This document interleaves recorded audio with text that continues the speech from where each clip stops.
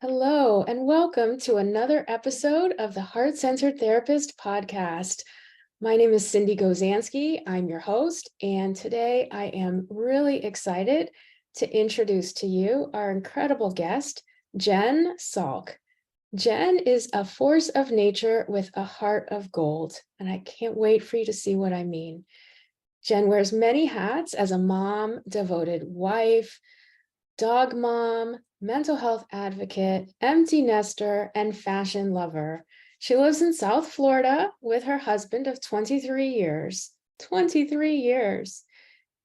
Their 14-and-a-half-year-old dog and their 4-month-old puppy, who's in the room with us today.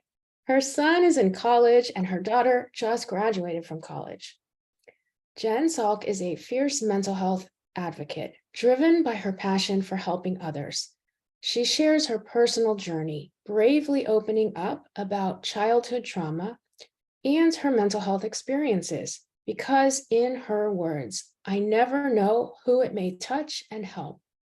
Jen harnesses the power of social media to spread her message of hope and resilience.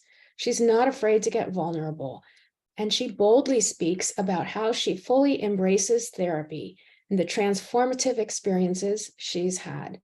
Jen is passionate about fighting the stigma surrounding therapy, and she shares her journey of healing to help others know that through therapy, healing is possible. Get ready to feel this positive impact of Jen's remarkable spirit. And believe me, therapy has never sounded more life-changing. Welcome, Jen, to the podcast. Hi, thank you so much for having me. Thank you. It's such a pleasure. And, we have a few commonalities. I was originally from South Florida, and we didn't even talk about that in our chat. I'm just so excited because not only that, but I am passionate about being an advocate and an ally for mental health. Not just because I'm a therapist, but because I truly, truly believe in it. And what I love is how you share in your personal journey, struggling with finding therapists, with keeping your emotions stuffed down for such a really long time and finding a way through all of the childhood trauma and pain to come to a place of healing, of loving yourself, of really embracing your life. And I can't wait for our conversation. I hope maybe you want to start by telling us a little of, this journey. Maybe where are you now? And then let's go back. How about that? Where are you now in your journey? Sure. I I think healing is like a lifelong process, right? Like, I don't know if you're ever going to be healed. I think you're always going to be working on yourself. Like, you always could work on yourself and become the best version of yourself. Like, that's always what I'm trying to do. So, for me personally, I will always want to be in therapy. I love it. So, You love it. What do I, you love about it? um, what do I love about it? I love, I love like just, I mean, having a place to go and talk and, have the connection and, be able to process stuff together, and, be vulnerable. We're both very comfortable with each other. I mean, she's grown as well, like, there's been growth on both sides, in the time, like, you know, so, Yes. yeah, Really, it's just, I've seen the growth I've had, has been remarkable. that's beautiful. And I so appreciate you sharing this. And one of the main reasons I've brought you on too is because you are helping people like me and other therapists know what's important about how we connect with our clients. And so Mhm. what you just said is so great, to just have a place to show up, to connect, to Mhm. process things, to be vulnerable, to know Yeah. that my therapist is getting something out of this too. We seldom talk about that, but it's really important. This is a relationship, right? Yeah. As much as like you might not want firm boundaries are really important, you know, those really help me. Especially with somebody with attachment, or abandonment wound showing up. So for me, those firm boundaries were really important. Even the person is as caring as possible. The boundaries were very important. That's huge, Um, because the yeah, huge. boundaries showed you that you were actually being cared about and loved in a way. You needed those boundaries to know Yeah. that you mattered. I mean, I learned what a secure relationship looks like. I really learned through my relationship with my therapist what a secure relationship looks like and that I could trust in our relationship. Um, Yeah. you know, um, you know, I, you know, I've, al- it's very interesting how, my abandonment wound showed up in therapy. And I don't know when we want to speak about this. That would be Um, great. Yes. okay. So, like you said, I've had a lot of childhood trauma, so that I did not process. Um, and not for like, I tried a little, but it was the 80s and, therapy wasn't really, once my dad died when I was 12 and my Oh, mom was sick and a lot of other things, oh my gosh. that was very traumatic Right. for So me, as you say for that, any, right, it's like the trauma, you lost your dad so young, you were only 12, and then your mother wasn't really available because she was sick. So there was a whole bunch of that fear of abandonment and trauma and who's going to be there for you. right.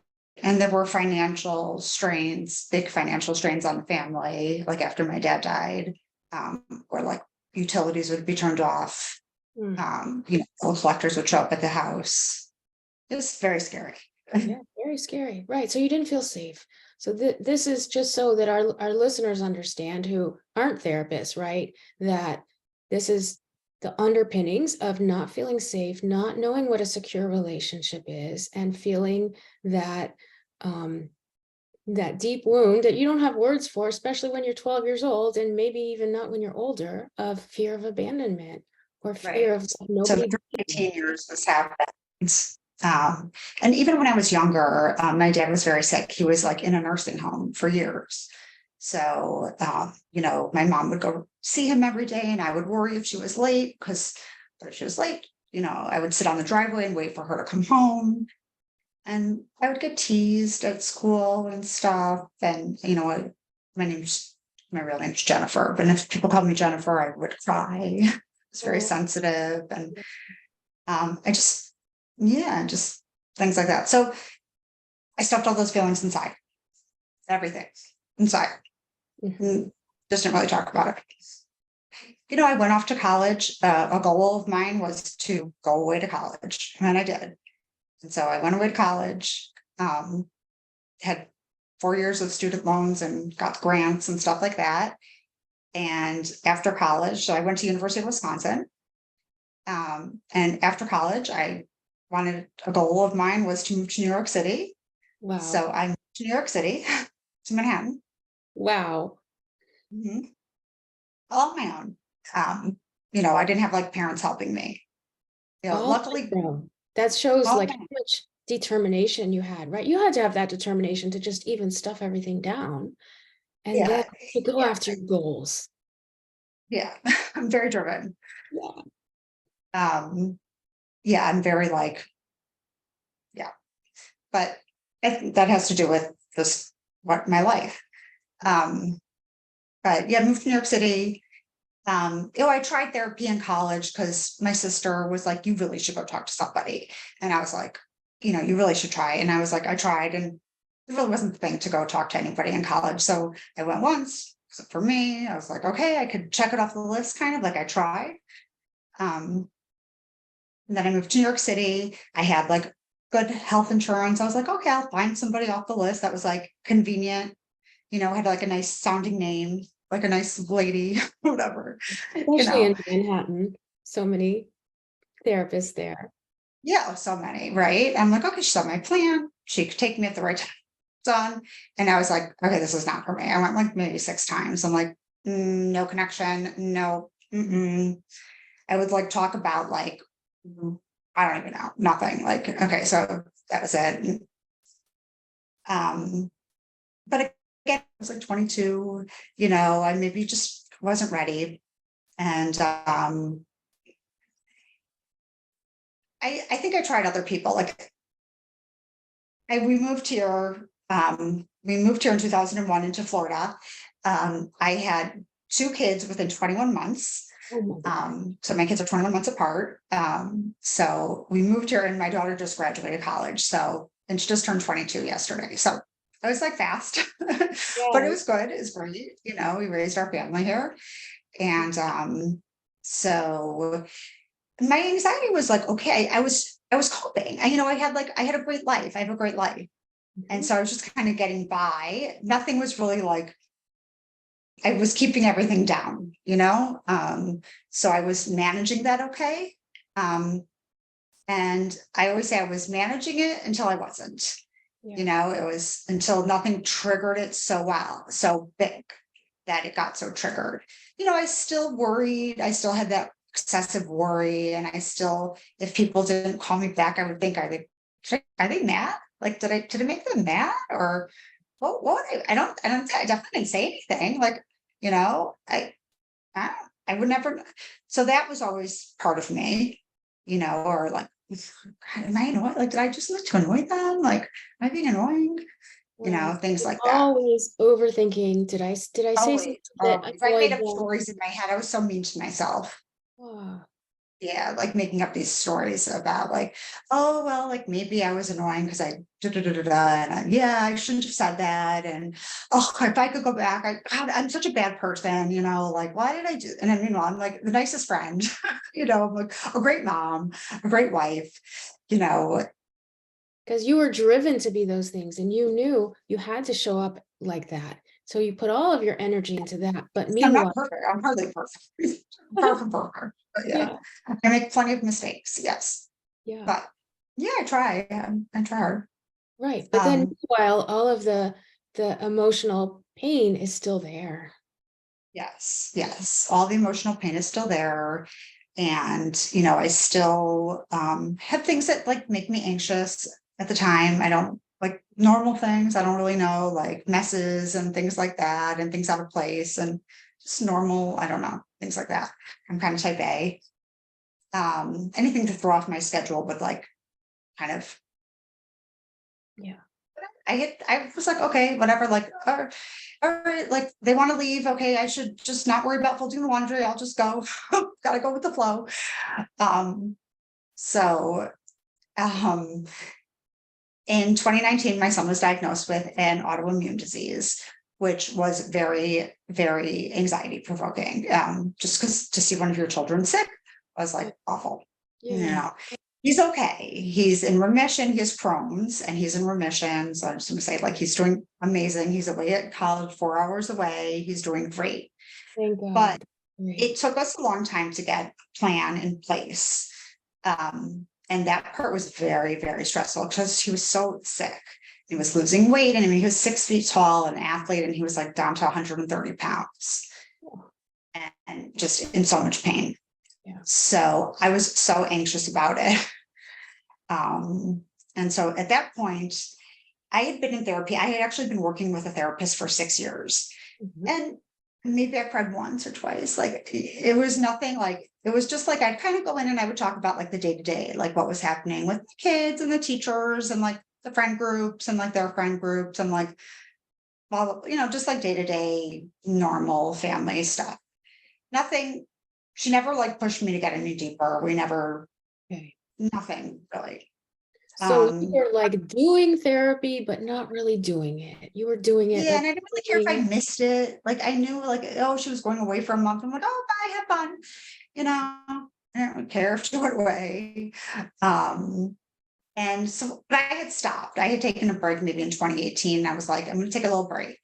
And because I knew I was like, I need to change something up. Maybe if I take a break and I go back, it'll be different. Like I knew something was different. And I had tried different people in the meantime. A friend wanted me to try her therapist, and that didn't work out. She was like a little not right. So I tried acupuncture, also, like just because I was getting migraines, I get really bad migraines. I was trying acupuncture for migraines. I was like doing a lot of that, just like alternative things also. Mm. So I really focused when Dylan got diagnosed with Crohn's, I really focused on finding a new therapist. So I decided I'm going to like meet a bunch. I'm going to like really like research it and focus on this and really like ask lots of questions. So I did, and I probably met with like 3 or 4 therapists. And by word of mouth, I got like word of mouth referrals. And the last one that I met is the one that I'm still with now. Wonderful. Amazing. Amazing. I'm just Yeah. going to interrupt for 1 second too, because I think it's important for listeners to know, like, that's exactly okay and encouraged.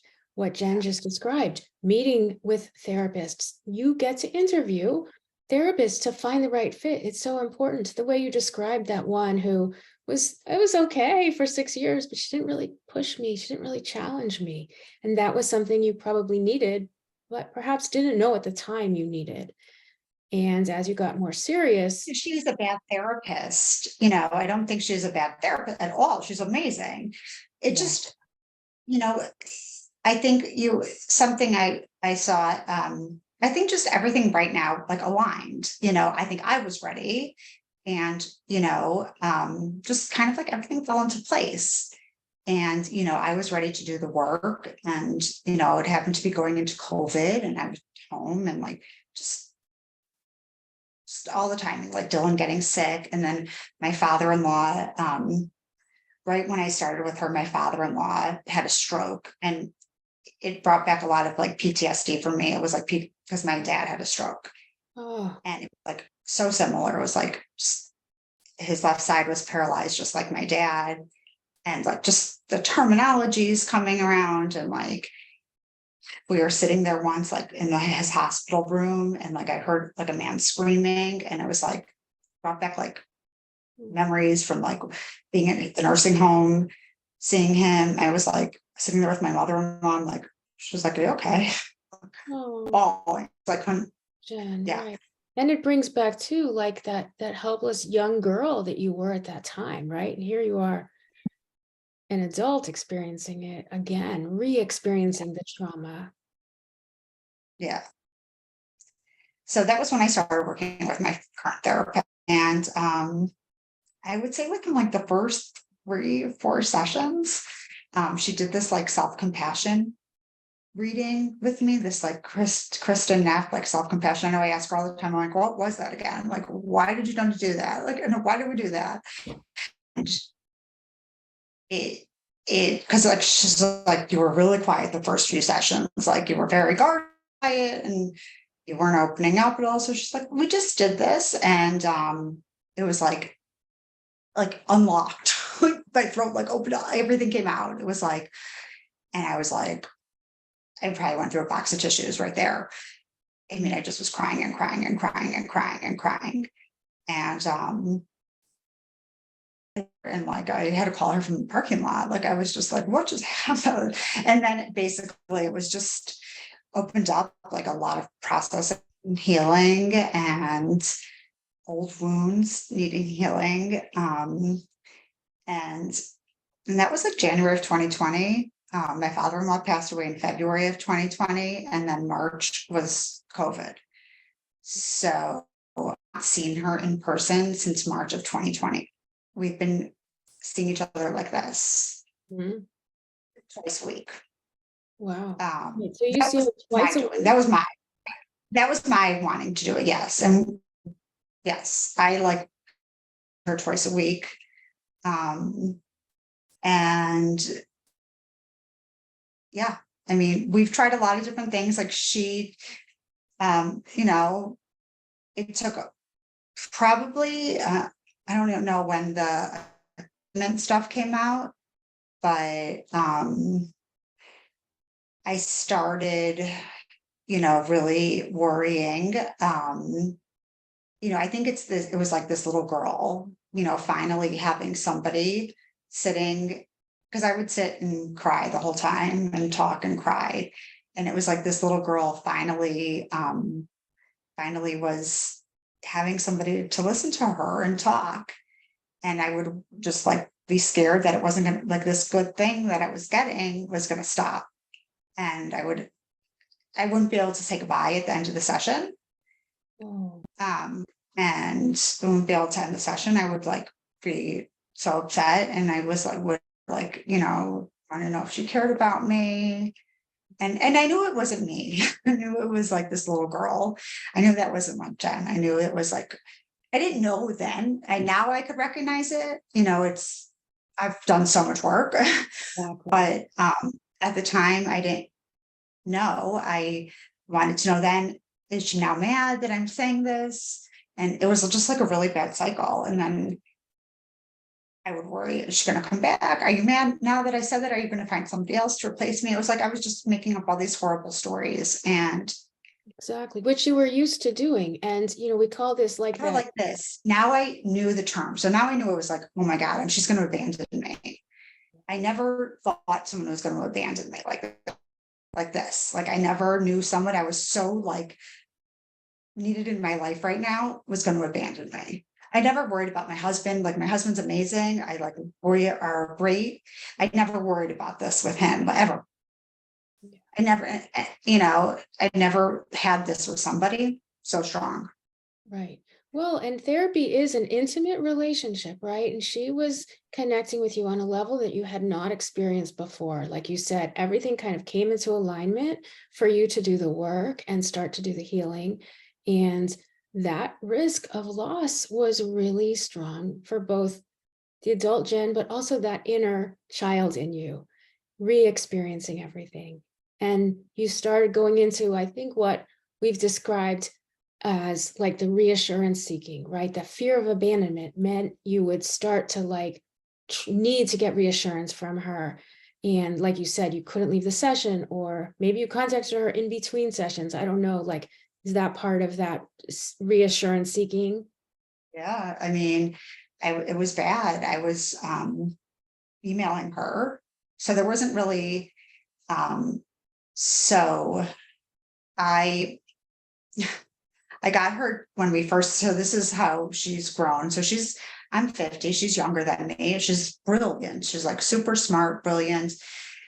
This is why like you can't have like an idea in your head of like what your therapist is going to be or whatever. Right. And I love that. We Be have open. to stop there for a second, because Yeah. you give so many also young therapists hope, right? You're 50 and you worked with this brilliant younger therapist. I love that. So Yeah. great, Yeah. right? Anyone can be Yeah. helped. She's 38. I mean, but when we started, she was 35, maybe. So there's an age difference. Sometimes I joke with her, I'm like, were you born yet? Like, um, you know, Yeah. but I could be like, I could be your mom. But it's funny, like we just joke. Like we have a good relationship, like we're open like that, like we're so comfortable around each other. She's like, I like you, like we're just comfortable around each other, you know. But that's how it would have to be, because that's how I am. Like it wouldn't work otherwise. Like it just probably wouldn't work if it wasn't like that, you know. Um, so I forgot what we were saying.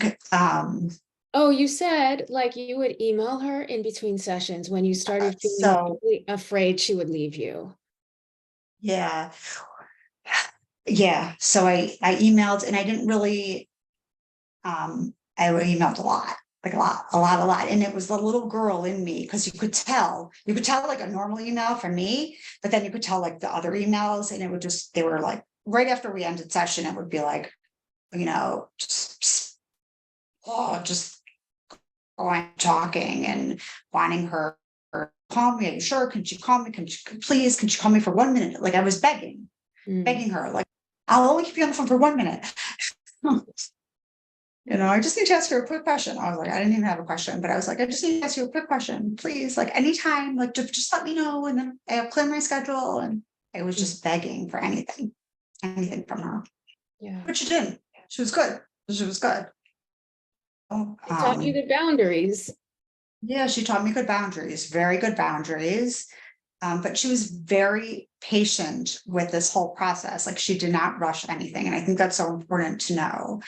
Like through this whole healing process, like she took signs from me. Like she watched my responses to things.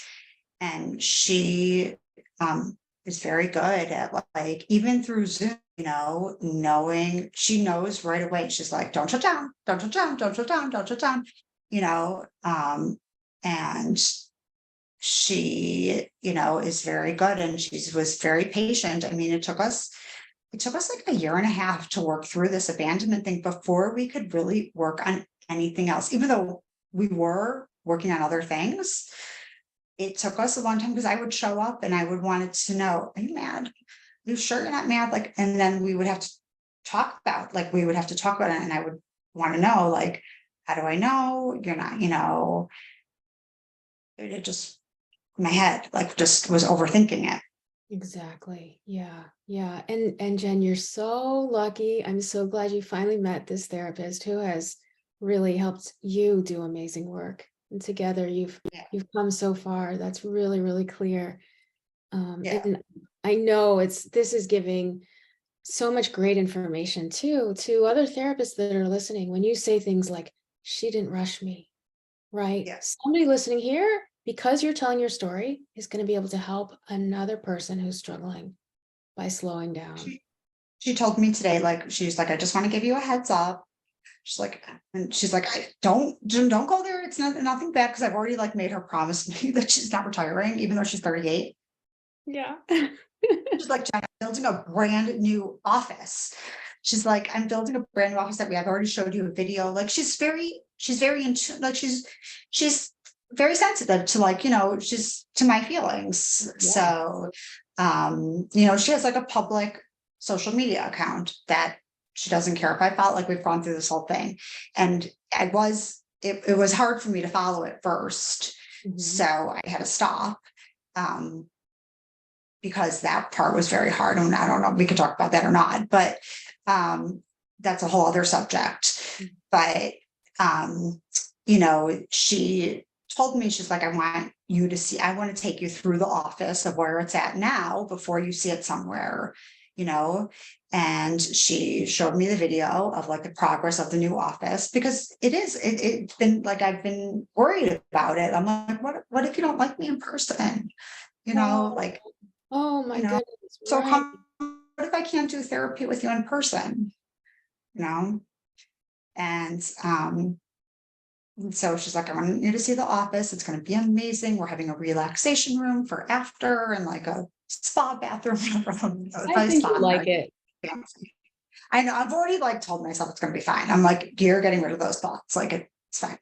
Yeah. So she's like, we're gonna have coffee and tea and blah, you could bring your puppy. And she's like, you might honestly, she's like, no one else is talking. You're talking about it. She's like, you are the one talking about it. She's like, I may have other patients that, are nervous about coming. They haven't even met me first. She's like, they're not talking about it. You're talking there with me, and we talk about things.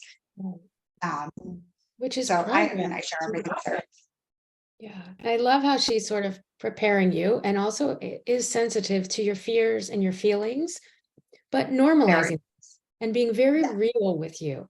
And it's yes. also nice to be included and get to see these pictures, get to know what is ahead of you. And Mhm. I got to acknowledge you for sharing that. Like, what if she doesn't like me in person? What if she doesn't like doing therapy with me in person? Like to share that kind of the anxious thought and fear with my listeners is so helpful because now we understand like our clients could be thinking this. So it's such a gift that you're sharing your journey, Jen. It really is. Yeah. How has she helped you with the anxiety and the overthinking? I know that you've worked really hard on strategies for the anxiety. Right. So, because I was home, it was COVID. I needed like tools here. I mean, I had both my kids home. Like my daughter came home from college. My son was still in high school. My husband was like working from home, not working from home. It was a lot, lots of anxiety. Just say that, like craziness under one roof, which everyone had. And, we made a toolkit. Um, with all different things that I would have like readily available if I needed, like coloring, just to help with like just keeps you present, kind of like, coloring, Play-Doh, we put Play-Doh in there, just things like to touch. We did like a sensory kit, so something for like all your senses. So something to smell. I think I put like a little perfume bottle in there, like a little perfume sample, like from the department store or whatever. Um, Something to touch. I think I put like a rock or something. I made a music playlist on my phone. Um, and these are all like good grounding things, if like you feel like the anxiety coming on, like these all bring you back, like with your feet on the floor, like bring you back to kind of like the present moment instead of like past or the future, because that's where your head goes. But when you're right in I finally understand this. Like I'm like, oh, I could do this. Like I finally understand. I never was able to like do like a minute of like mindfulness. Like my head was never to it. Yeah. So just outside, like nature and movement are really big for me. Like just going for a walk and looking at the trees and just watching the trees, because that you're looking at something, you're focusing on the trees, you know, Yeah. um, Like without your phone. without your phone. Yeah, even if you do it for 1 minute, if you 10 houses or whatever. Like I live in a neighborhood. I live in like a neighborhood here. So I could do it in my neighborhood, go around the block. Mhm. I Um, love how you shared, I heard another talk you gave and you shared that sometimes you would only walk like maybe 5 houses, but yeah, at least you got out and you did that. And, yeah, like having those sort of graded experiments of what can I do to try to help my anxiety? And you don't have to do like the whole entire thing, but maybe it's a few houses, maybe it's a minute. right, right. Yeah, start small. I mean, I would be really anxious after the session ended. So she would want me not to like, get out of the room, get out of this room, or whatever, like she's like, go outside, go for a walk, whether it's a minute or however long, like go with the trees and whatever, or go sit outside. Or the dogs are really good because they're like soft and they're, you're obviously like pretty present with them. Um, she taught me this thing with the rainbow.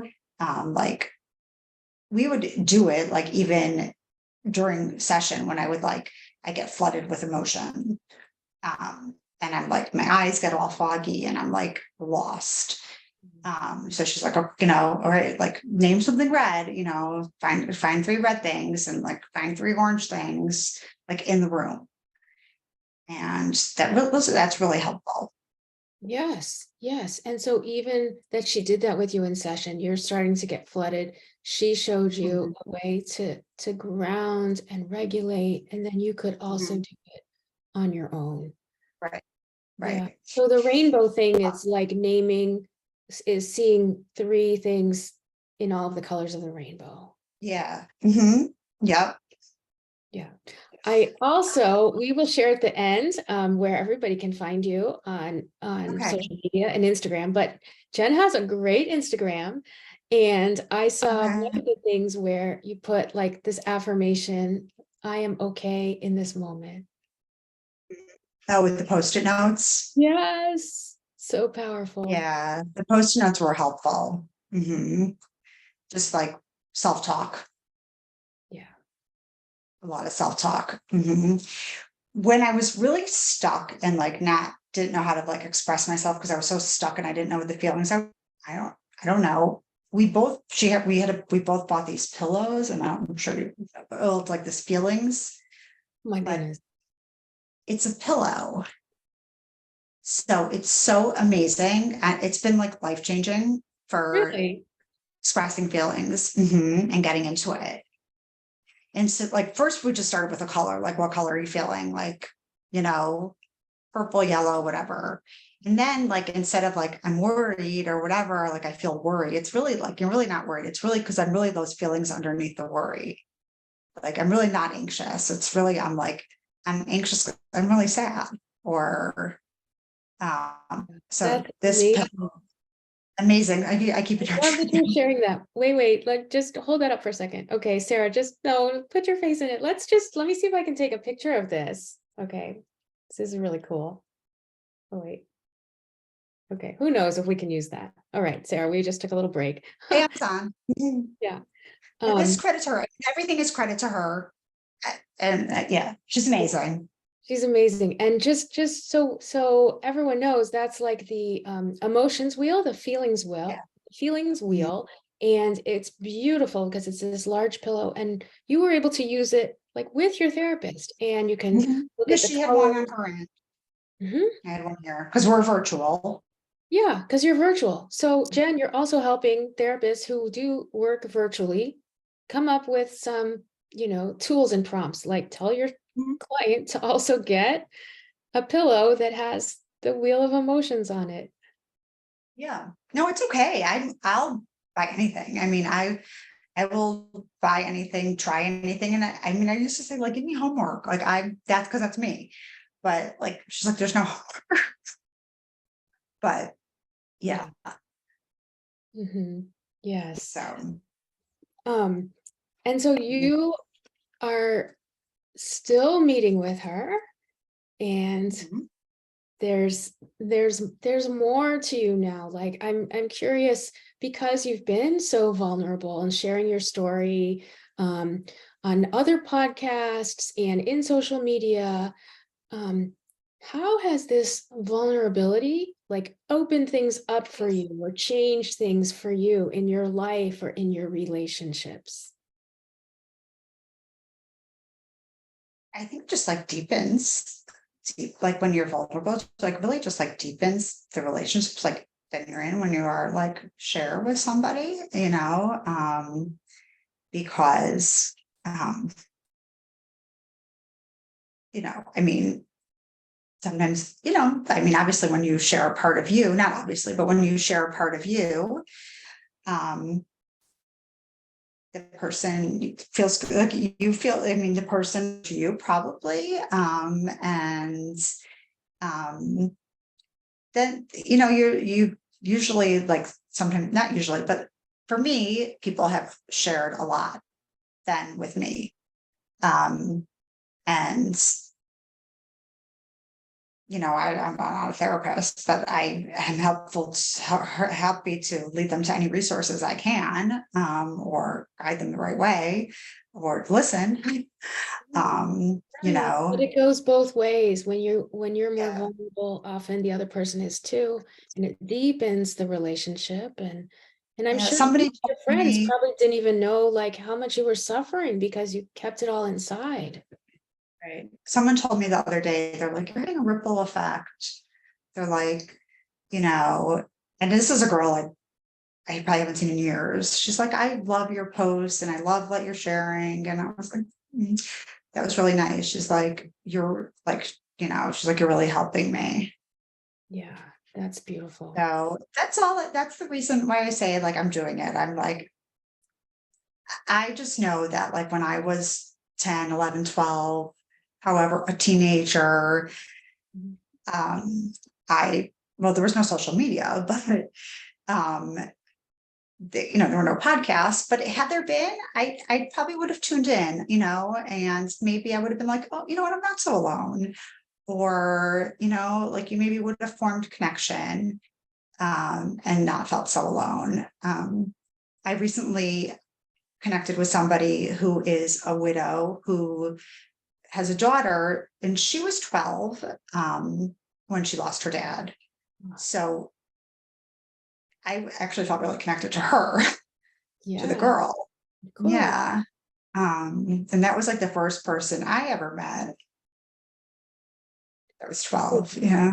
Like you, first person you met who was just like you. And Yeah. even though it was painful, suddenly you weren't quite so alone. You could share with her. Yeah.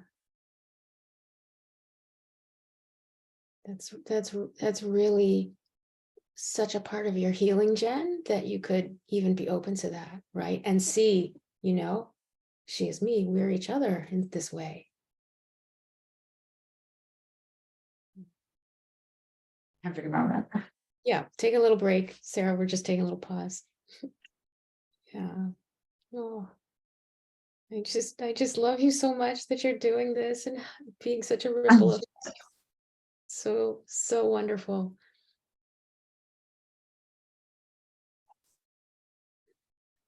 Okay. I cry every session.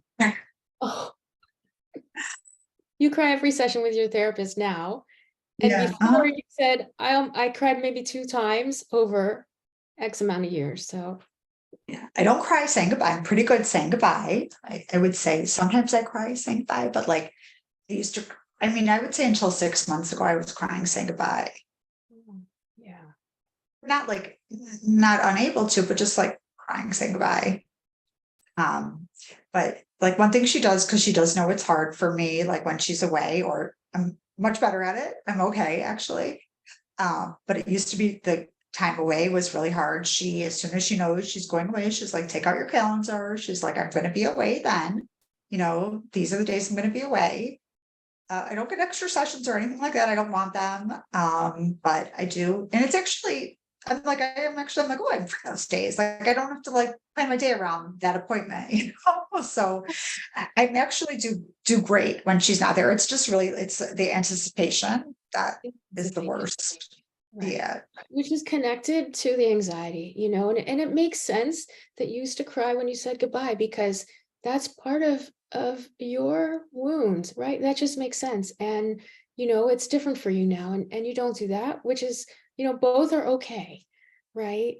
And I think it's amazing that having that preparation ahead of time, right? Like she's really good at kind of letting you know so that things aren't so unpredictable, because so much of that unpredictability that you went through caused all of this fear of abandonment. Yeah. Like at the beginning, when I first started seeing her, I was like, all right, the anxiety gives me like, makes me really, it's hard for me to remember a lot of stuff. So can you just write down anything important that we talk about? Yeah. And like one little takeaway from the session, like what am I supposed to remember? Because I'm like, I'm probably not going to remember anything. And so she started just like writing one little note down. And then we started going virtual. And so she still to this day like writes me an email. Mhm. I'm like, those are nice to have when I come back, right? Because it's like my favorite thing. Like uh, today she wrote, uh,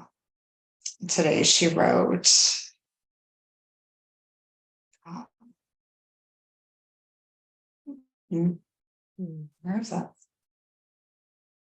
Today.